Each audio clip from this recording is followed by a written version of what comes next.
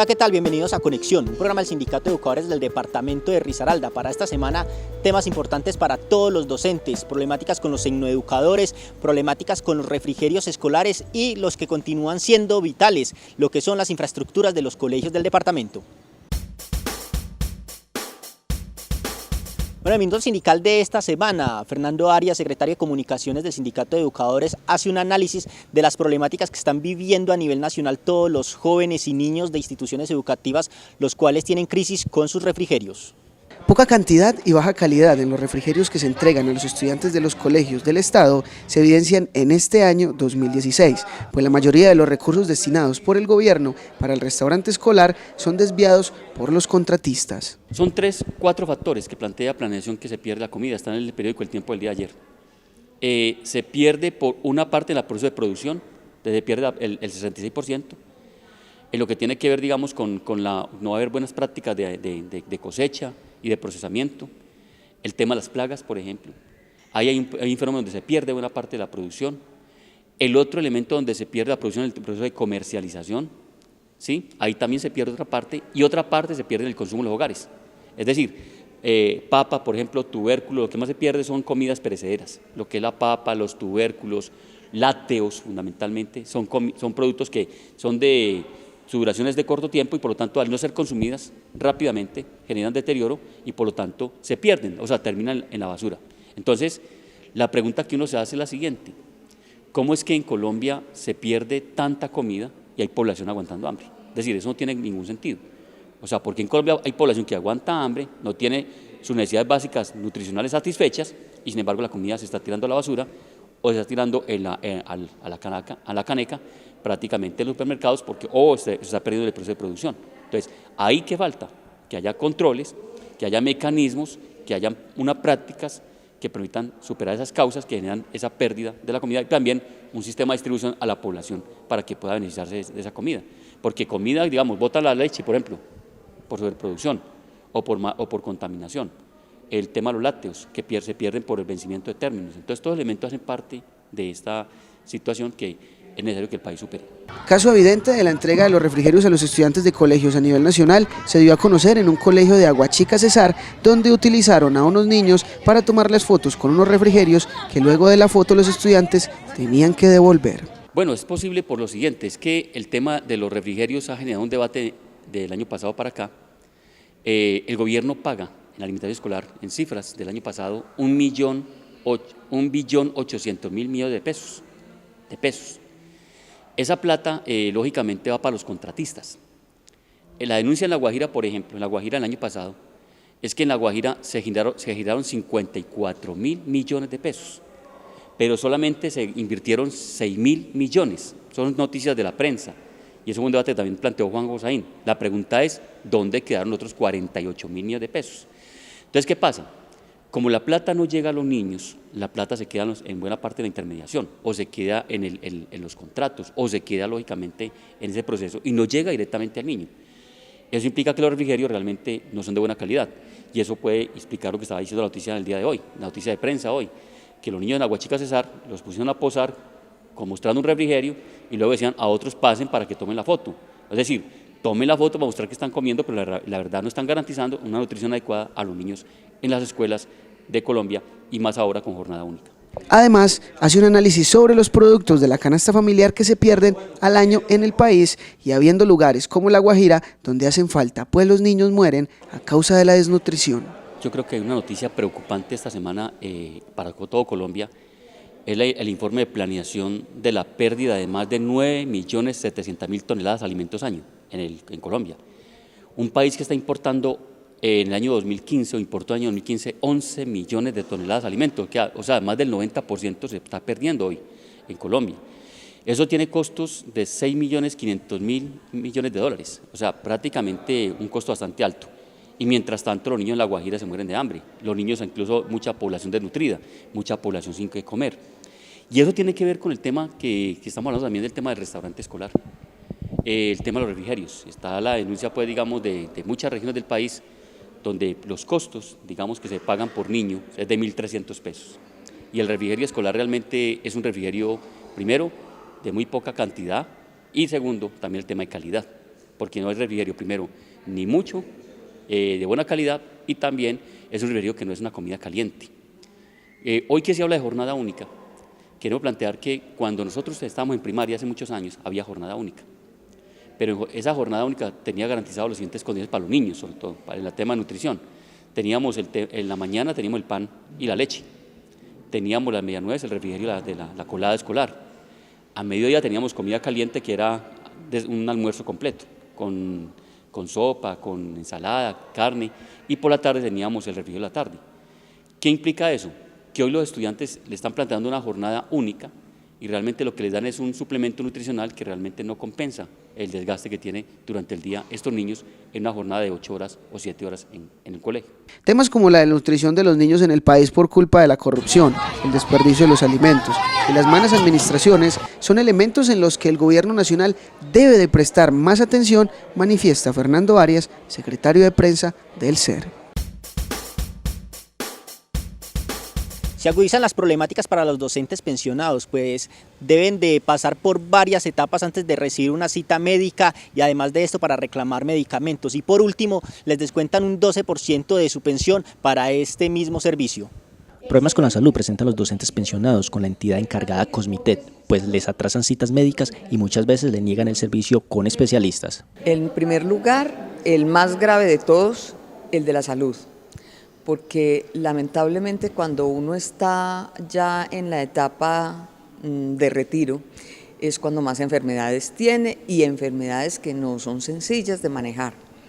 Y por supuesto las citas médicas, no hay neurólogo, en este momento las citas de neurólogo están represadas, no hay otras especialidades, no se consigue una cita para médico general, o si usted llama a las 7 de la mañana, el teléfono no contestan, está ocupado, y si le contestan ya no hay agenda. Y ya no hay agenda a partir de las 9 de la mañana, por lo tanto no hay posibilidades de acceso, violentando las normas que dicen que las personas mayores tienen prelación o tienen un manejo especial por parte de las entidades prestadoras de salud. Y no hablar de los medicamentos, no los entregan completos y se le demora a uno, o le ponen una tramitología, lo ponen a hacer unas transcripciones, vaya a hacer la transcripción, viene a la farmacia, en la farmacia le dicen no hay el medicamento, y cuando lo hay le dicen esto ya no sirve por esta orden, vuelva a que se lo transcriban. Es decir, es una tramitología que para una persona que ya tiene cierta edad difícilmente la puede hacer. Siendo una obligación de las entidades prestadoras de la salud atender oportunamente a los pensionados, Cosmité está haciendo caso omiso. En ese sentido, nosotros venimos dando una pelea que es de carácter nacional, porque nosotros decimos que no nos pueden tratar como nos están tratando en materia de descuentos. Mientras a los trabajadores el descuento para salud es del 4%, a nosotros nos hacen un descuento del 12%, para salud, lo que significa que nuestro salario queda muy menguado, además de lo menguado que queda porque las pensiones, cuando a uno lo pensionan no le pagan el 100% del salario, le pagan el 75%, y si es por invalidez le pueden pagar menos. Por lo tanto, el salario hoy, en la mesada hoy del pensionado es supremamente precaria, y con los incrementos que se le hacen cada año, la pérdida de valor adquisitivo es supremamente grave. Por lo tanto, el pensionado hoy está al vaivén de una mala salud y asumiendo costos de la misma que no le alcanza con la pensión, más todo lo que tiene que ver con la carestía. El tema de la canasta familiar es un tema que afecta a todos por igual, está supremamente crítico. Acaba de llegar el predial, yo no escucho en Pereira quien hable de predial, pero el predial llegó carísimo y nadie dice nada. Yo creo que aquí nos toca a nosotros empezar como pensionados también a trabajar en el comando departamental de unidad y mirar cómo jalonamos una lucha también con los trabajadores y también con las organizaciones sociales y populares. Un 12% se les descuenta a cada pensionado por motivo de salud mensualmente de la pensión, y en donde el mismo sufre con la mala atención médica, pues la demora de citas con especialistas son muchas veces canceladas por falta de médicos. Pues la gente joven tiene muchas dificultades para pensionarse. Tiene que necesariamente cumplir con unos requisitos cada vez más difíciles. Se incrementa el número de semanas, se incrementa los aportes, se incrementan los requerimientos. A la gente cada vez le cuesta más pensionarse, y si a eso se suma que la contratación es supremamente crítica, porque los contratos hoy son contratos que dan vergüenza para quienes trabajan de manera formal, pero para quienes no trabajan formal, que no tienen un patrón visible, la posibilidad de pensión es completamente nula. Un derecho de petición presentó el secretario de Asuntos Jurídicos del Sindicato de Educadores de Risaralda, Carlos Valencia, ante la ministra de Educación, Gina Parodi, para la construcción de un colegio en Perla del Sur. En hacinamiento se encuentran cerca de 400 estudiantes de 2 jornadas del Colegio Carlos Eduardo Vasco, el cual tienen arriendo una casa en el sector de Perla del Sur de la ciudad de Pereira, en donde 7 habitaciones sirven como aulas de clase para niños del sector. Hemos venido haciendo un acompañamiento a algunas instituciones educativas. Hace poco recordarán pues que el caso de San Isidro, niños donde no tienen las condiciones mínimas, donde el municipio tuvieron que venirse los niños a reclamarle frente a la alcaldía que no tienen pupitres, que no tienen un refrigerio escolar.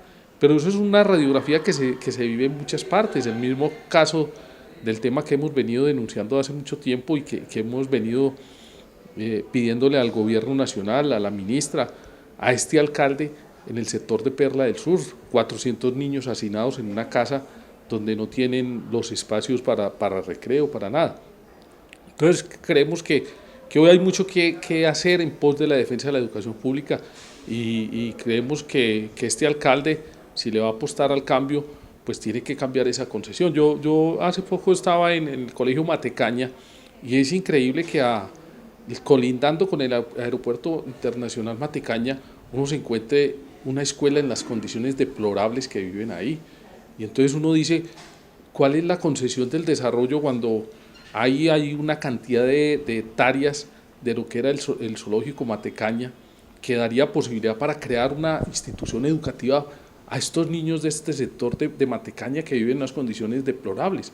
¿Por qué no piensan en un desarrollo donde se les pueda brindar una institución educativa con campus deportivo, con coliseo, con todas las condiciones que dignifiquen la vida de estos niños? No, están pensando en hacer un gran hotel, en hacer un centro de convenciones, en hacer unas grandes obras, cuando podían, de todas esas hectáreas que tienen ahí la Sociedad de Mejoras Públicas, y que ahorita eso debe pasar al municipio, o en todo caso es un terreno que si le dieran un uso público o una parte considerable, ayudaría a mejorar las condiciones de vida de esos niños.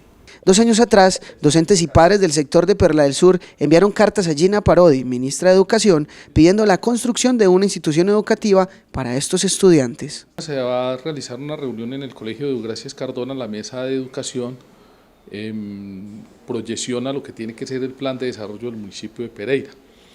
Lo que uno encuentra que tiene proyectado esta administración es desarrollar una infraestructura en 3 o 4 partes, lo que es Salamanca, lo que es ampliación en la Andreus y otro sector en el sector del parque industrial. Pero lo que nosotros venimos planteando y venimos estudiando es el tema de que esta proyección que tiene de inversión el gobierno municipal e inclusive el gobierno departamental está enfocado en el tema de jornada única.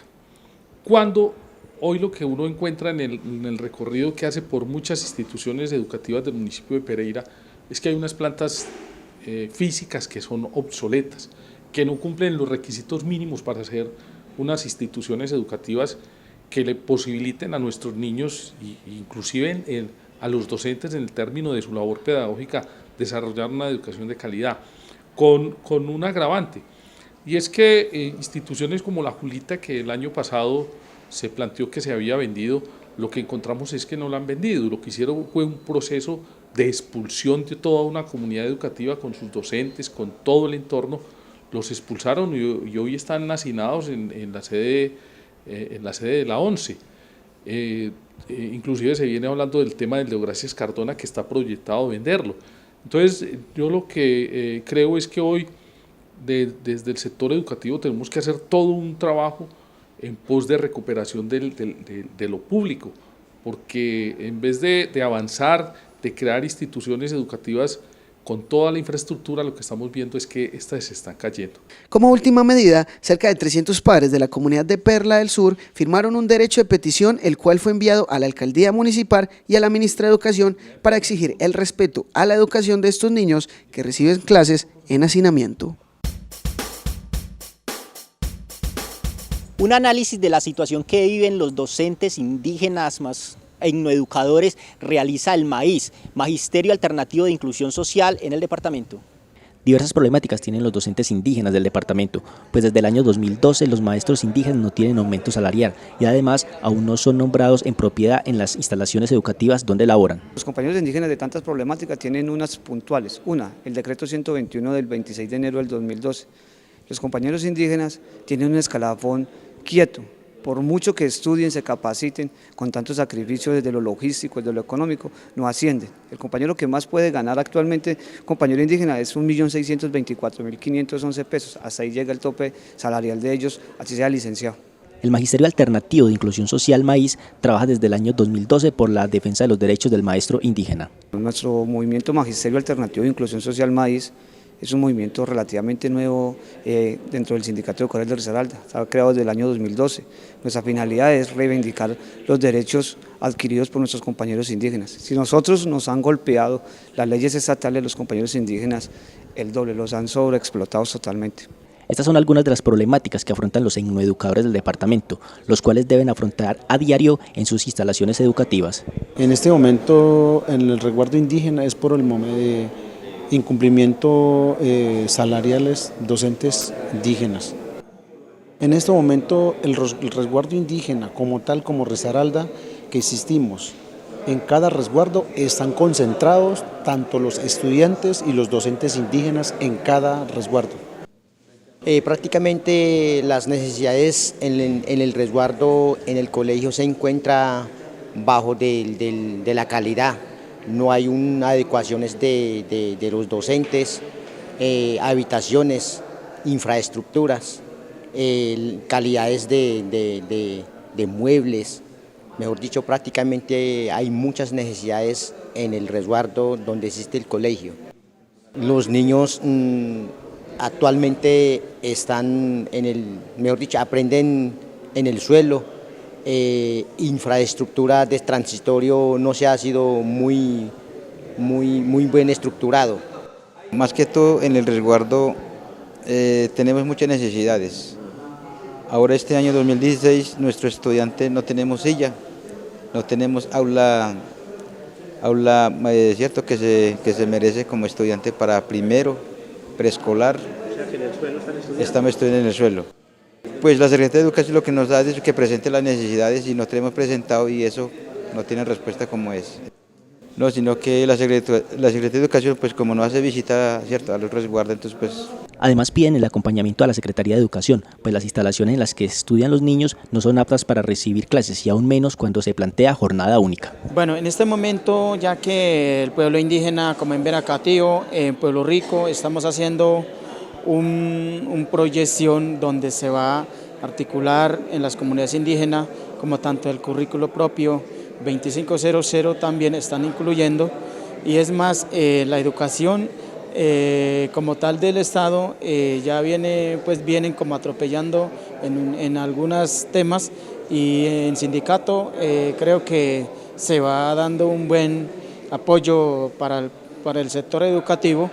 Y es más, la organización indígena estamos a pie de apoyar en las barreras que se va dando en las comunidades indígenas. Claro, ese es fundamental y es fundamental. Esa es una de las prioridades, trabajar en la educación propia. Estamos en un pequeño anteproyecto con ellos sobre la educación propia, porque también tenemos que reconocer que hay grandes falencias debido a que ellos siempre han pertenecido administrativamente al gobierno y están con algunos sesgos todavía de esa situación. Otros temas que discute el MAIS son la jornada única, el restaurante escolar y por último el transporte para los estudiantes y educadores, los cuales deben de recorrer largas distancias para llegar a las instalaciones educativas.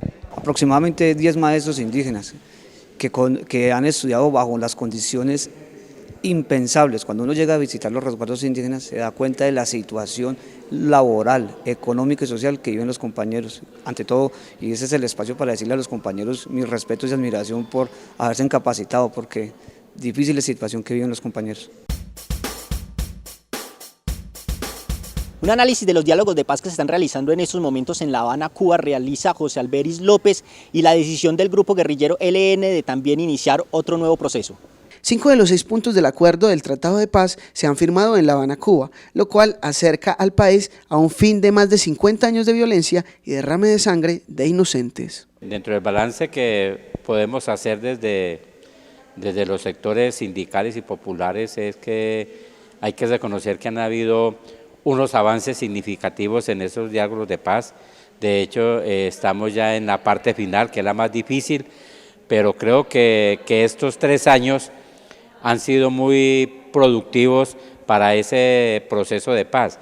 Indudablemente que cualquier proceso de paz en Colombia y en cualquier parte del mundo siempre va a encontrar sus enemigos, sus contradictores y sus dificultades. Ocurrió en Irlanda, ocurrió en El Salvador, en Guatemala, en Honduras, en África, pero procesos que finalmente salieron adelante, y esperamos que aquí en Colombia esas negociaciones lleguen a un feliz término, porque tenemos que parar la guerra. Es decir, no podemos nosotros los trabajadores dejarle a las futuras generaciones más guerra, más violencia. Llevamos 60 años en esta violencia donde han caído ciudadanos, campesinos, hombres y mujeres, trabajadores de lado y lado, y son seres humanos, y este baño de sangre hay que pararlo. 3 años lleva la negociación del proceso de paz, el cual ha tenido contradictores, pero según el directivo de la CUT, la paz del país va por buen camino.